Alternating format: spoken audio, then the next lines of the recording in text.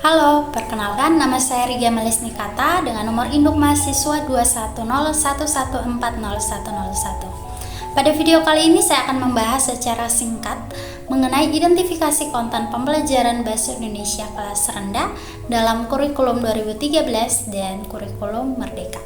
Nah, untuk itu mari kita simak bersama. Nah, yang pertama, kita perlu ketahui apa itu konten pembelajaran. Nah, konten pembelajaran adalah materi pengetahuan, konsep, dan keterampilan yang perlu dipelajari oleh siswa berdasarkan kurikulum.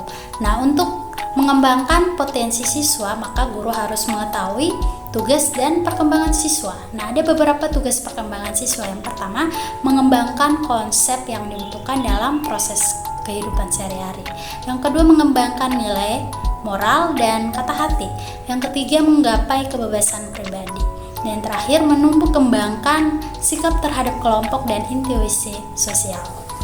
Nah, berikut konten pembelajaran Bahasa Indonesia kelas rendah dalam kurikulum 2013. Nah, pembelajaran Bahasa Indonesia di kelas rendah memiliki kekhasan sendiri. Kekhasan ini tampak dari pendekatan yang menggunakan pendekatan tematik. Nah, kekhasan juga tampak secara jelas dari materi bahan ajar yang diajarkan di SD kelas rendah. Nah, pembelajaran Bahasa Indonesia berbasis teks membawa implikasi metodologis pada pembelajaran yang bertahap. Nah, tahapan tersebut yang pertama membangun konteks, yang kedua membentuk model, yang ketiga membangun teks bersama-sama, yang keempat membangun teks secara mandiri, yang kelima kompetensi inti, dan yang keenam kompetensi dasar. Nah, yang berikut konten pembelajaran Bahasa Indonesia kelas rendah dalam kurikulum Merdeka. Nah, kurikulum Merdeka didefinisikan sebagai kurikulum dengan pembelajaran intrakurikuler yang beragam di mana konten akan lebih optimal agar peserta didik memiliki cukup waktu untuk mendalami konsep dan menguatkan kompetensi. Berdasarkan hasil penelusuran, terdapat beberapa sumber pembelajaran Bahasa Indonesia untuk siswa kelas 1 dengan menggunakan kurikulum Merdeka. Nah, sumber daya ini mencakup video di YouTube, situs web dengan capaian pembelajaran dalam format Word, dan modul PDF untuk pengajaran Bahasa Indonesia.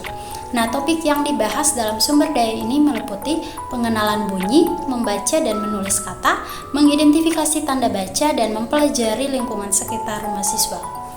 Nah, pada kurikulum 2013 terdapat kompetensi inti dan kompetensi dasar yang perlu dicapai pada suatu pembelajaran. Begitu juga dengan kurikulum Merdeka. Namun kompetensi inti pada kurikulum 2013 diganti dengan capaian pembelajaran, sedangkan kompetensi dasarnya diganti dengan tujuan pembelajaran.